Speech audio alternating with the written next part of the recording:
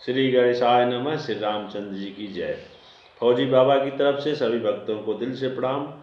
मैं रामायण का दोहा नंबर 16 पढ़ के सुनाऊंगा और आगे कुछ अच्छी बात बताऊंगा, आप लोग प्रेम से सुने। बंधव अवध भुवाल सत्य, प्रेम जिहि राम पदा, विश्वत दीन दयाल प्रिय, तनु तृण इव परिहरे। तो मेरे प्रिय भक्तों, यहाँ पर जो है अयोध्या नगरी का जो है विवरण किया गया है, जिसमें कहा गया है कि राजा दशरथ जी जो है रामचंद्र जी को देखकर खुश हो जाते थे और कहते थे कि हे भगवान, आपने हमारे घर में जन्म लिया।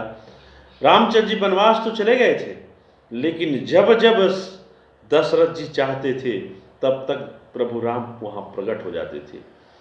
और ये भी लिखने वाले ने लिखा है कि रामचंद्र जी का धन दौलत किसी से लेना देना नहीं था, बस उनके भाइयों से प्रेम था। और सारा भाइयों के लिए छोड़ करके और वनवास चले गए, और उनकी प्रिय पत्नी जी भी साथ चली गई और लक्ष्मण भी साथ चले गए। और भरत जी का इतना बड़ा स्नेह था जो रामचंद्र जी के खड़ाओं को वहाँ पर रखकर सिंहासन पर और उसकी पूजा करते थे। धन्य है ऐसे भाई, और धन्य है ऐसे पिता, और धन्य है ऐसे परिवार। तो आप लोग भी ऐसा बनिए। लेकिन आजकल क्या हो रहा है, धन दौलत की लालच में लड़ रहे हैं, मर रहे हैं।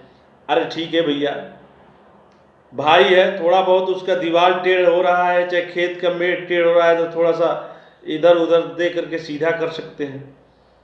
कोर्ट कचहरी जाएंगे, आपका भी लगेगा, आपके भाई का ही पैसा लगेगा, आपके घर का ही पैसा लगेगा। पुलिस थाने जाएंगे, आपका ही सब कुछ लगेगा। अरे आपका ही तो है। तो पढ़े लिखे हैं, सब लोग शिक्षित हो जा रहे हैं, और शिक्षा इतनी मिलने के बाद भी आप मूर्ख क्यों बनते जा रहे हैं? आपके पैसे आपके घर में रहेंगे तो काम आएंगे, कोर्ट कचहरी इधर उधर लड़ेंगे तो आपके पैसे घर से बाहर जाएंगे। और सभी को मैं कहता हूँ, सभी इंसान जो है शिक्षित होते जा रहे हैं, लेकिन अपने दिमाग का इस्तेमाल नहीं कर रहे, अपने पैसे इधर उधर फेंक रहे हैं बेमतलब का। अपने बच्चे रसगुल्ले नहीं खा रहे हैं, नमक रोटी खा रहे हैं, और दूसरे के बच्चे उन पैसे से रसगुल्ले खा रहे हैं, अच्छा अच्छा भोजन खा रहे हैं, कपड़े पहनने। आप खुद सोचिए, समझिए और समझदार बनिए। पहले तो लोग जो है अनपढ़ हुआ करते थे, लेकिन वो तो ग्राम सभा में ही किसी बरगद के पेड़ के नीचे फैसला कर लेते थे, उसमें कोई पैसा और ये तो लगता नहीं था, और फैसला करके उस विवाद को टार देते थे।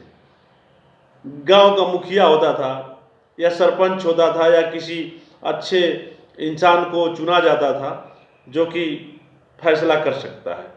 लेकिन आजकल तो तमाम लोग जो है शिक्षा होने के बावजूद भी अनपढ़ों जैसा काम कर रहे हैं। जहाँ देखो थोड़ी थोड़ी बातों में मारपीट, तू मैं। संस्कार तो भूल ही गए हैं कि बड़े हैं छोटे हैं, रिश्ते में क्या लेंगे। शिक्षा का मतलब ये थोड़ी होता है। शिक्षा का मतलब ये होता है कि और वो संस्कारिक चीज़ें मजबूत हो। ये हमारे पिता हैं, ये माता है, ये भाई है, रिश्तेदार है, पड़ोसी है, इस प्रकार का होना चाहिए। वो लोग तो अच्छे थे जो अपने रिश्ते को समझते थे। इस तरह कब तक चलेगा?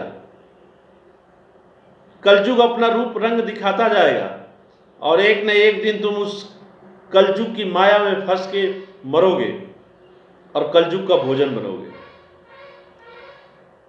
इसलिए संभल जाओ।